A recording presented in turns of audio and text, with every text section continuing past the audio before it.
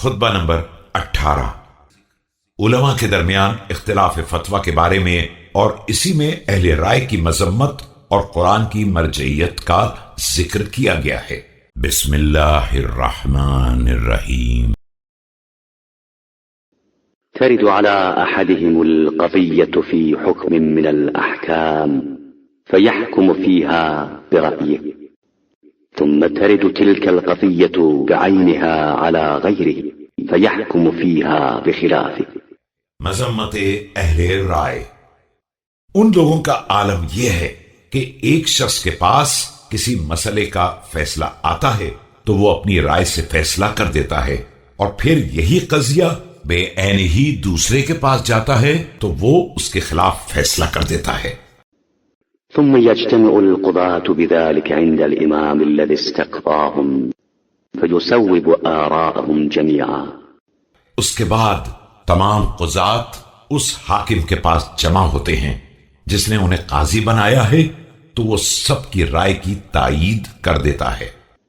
وإلههم واحد ونبيهم واحد وكتابهم واحد، أفأمرهم الله سبحانه بالاختلاف فأطاعوا أم نهاهم عنه فعصوا؟ جبکہ سب کا خدا ایک، نبی ایک اور کتاب ایک ہے، تو کیا خدا ہی نے انہیں اختلاف کا حکم دیا ہے اور یہ اس کی اطاعت کر رہے ہیں، یا اس نے انہیں اختلاف سے منع کیا ہے مگر پھر بھی اس کی مخالفت کر رہے ہیں؟ أم أنزل الله سبحانه دينا ناقصا فاستعان بهم على إتمامه، أم كانوا شركاء له فلهم أن يقولوا وعليه أن يرضى، أم أنزل الله سبحانه دينا تاما، یا خدا نے دین ناقص نازل کیا ہے اور ان سے اس کی تکمیل کے لیے مدد مانگی ہے، یا یہ سب خود اس کی خدائی ہی میں شریک ہیں اور انہیں یہ حق حاصل ہے کہ یہ بات کہیں اور خدا کا فرض ہے کہ وہ قبول کرے، یا خدا نے دین کامل نازل کیا تھا؟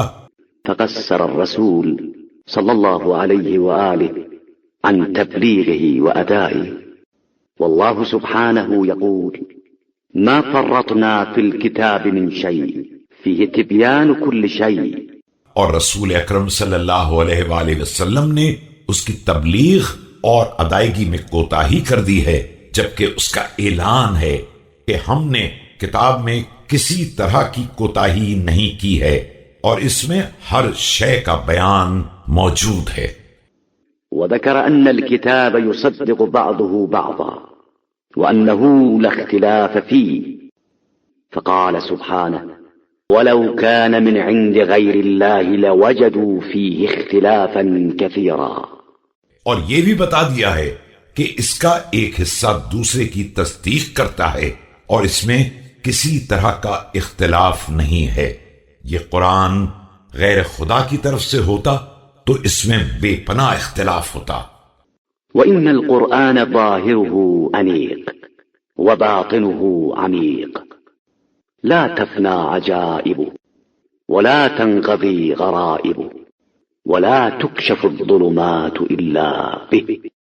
یہ قرآن وہ ہے جس کا ظاہر خوبصورت اور باطن عمیق اور گہرا ہے، اس کے عجائب فنا ہونے والے نہیں ہیں، اور تاریکیوں کا خاتمہ اس کے علاوہ اور کسی کلام سے نہیں ہو سکتا ہے۔